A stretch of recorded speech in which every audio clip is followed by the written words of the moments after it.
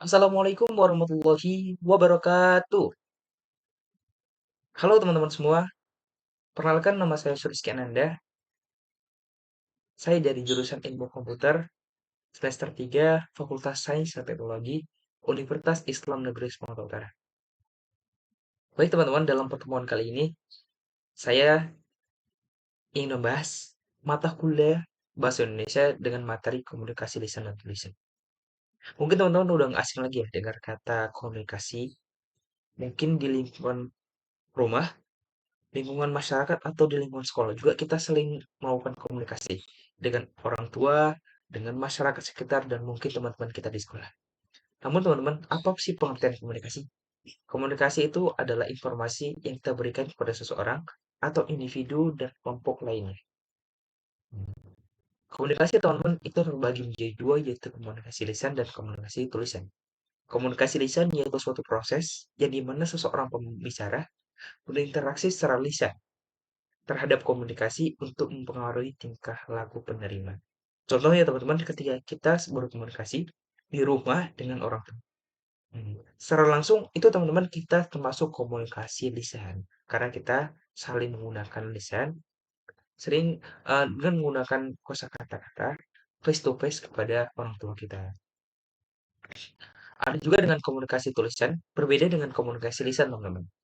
Yaitu keputusan yang disampaikan oleh komunikasi melalui simbol-simbol yang dituliskan pada kertas atau tempat lain yang bisa dibaca, kemudian disampaikan pada orang yang dimaksud. Jadi teman-teman, komunikasi tulisan ini seperti kita uh, kembali pada zaman dulu teman-teman, yaitu menggunakan surat tulis yang kita berikan ke kantor pos yang kita ingin diberikan kepada orang yang kita maksud. Hmm. Mungkin pada sekarang di zaman sekarang penggunaan komunikasi tulisan itu kita gunakan melalui WhatsApp, mungkin dari email juga, mungkin sejenis seperti itu teman-teman. Lanjut, yaitu ketiga ada jenis-jenis komunikasi. Di jenis-jenis komunikasi teman-teman itu terbagi menjadi dua, yaitu komunikasi verbal dan komunikasi non verbal. Komunikasi verbal teman-teman itu adalah komunikasi yang berbentuk lisan ataupun tulisan. Contohnya adalah menggunakan kata-kata. Jadi teman-teman, dalam komunikasi sebelumnya yaitu komunikasi lisan dan tulisan itu termasuk pada komunikasi verbal. Karena pada komunikasi verbal itu kita menggunakan kata, tulisan, dan mungkin kata dan tulisan juga untuk menggunakan informasi yang kita berikan kepada seseorang. Yang kedua yaitu komunikasi nonverbal. Komunikasi nonverbal adalah komunikasi yang tidak menggunakan kata-kata. Contohnya menggunakan bahasa tubuh seperti mimik wajah, gerakan tangan, bahkan intonasi suara dan kecepatan berbicara. Biasa digunakan ini kepada orang yang mendapatkan kebutuhan khusus, teman-teman. Kita menggunakan bahasa tubuh, isyarat, atau mungkin kita menggunakan mimik aja untuk bisa dimengerti oleh mereka. Yang keempat adalah komponen dalam berkomunikasi. Jadi dalam berkomunikasi teman-teman itu ada beberapa komponennya, yaitu pengirim atau sender adalah individu atau entitas yang menginisiasikan pesan atau informasi yang akan disampaikan. Jadi seperti saya teman-teman, saya akan memberikan komunikasi pada teman-teman yang mendengarkannya. Pesan, yang kedua ada pesan. Pesan merupakan informasi atau arti yang ingin disampaikan oleh pengirim pada penerima.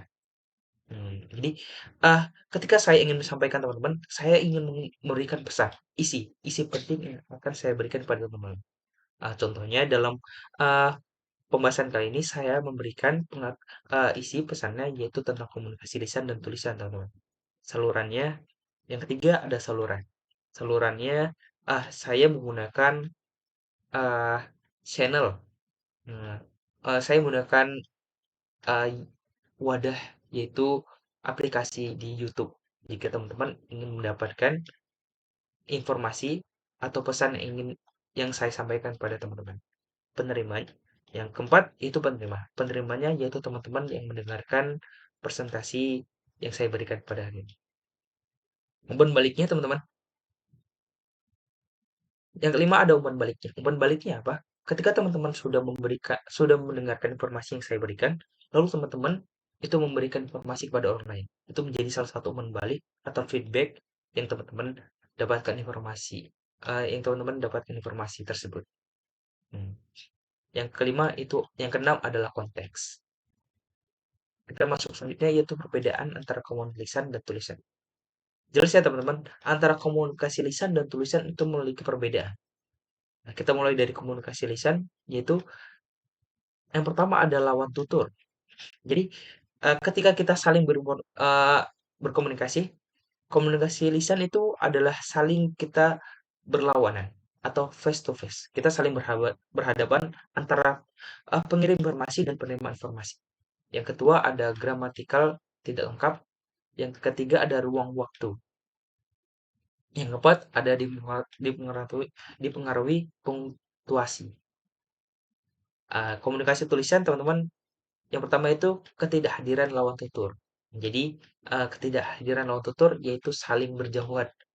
Kita saling memiliki jarak, hmm, sehingga kita tidak dapat langsung berkomunikasi secara langsung. Gramatikal lengkap. Yang kedua ada gramatikal lengkap. Yang ketiga tidak terikat ruang dan waktu. Tidak terikat ruang dan waktu yaitu tidak terikat kapanpun kita ingin saling berkomunikasi, kita selalu bisa. Dipengaruhi dengan tanda. Mungkin itu saja yang bisa saya sampaikan teman-teman. Lebih dan kurangnya saya mohon maaf. Saya Suriskan Anda pamit undur diri. Saya akhiri wabillahi taufiq wal hidayah. Wassalamualaikum warahmatullahi wabarakatuh.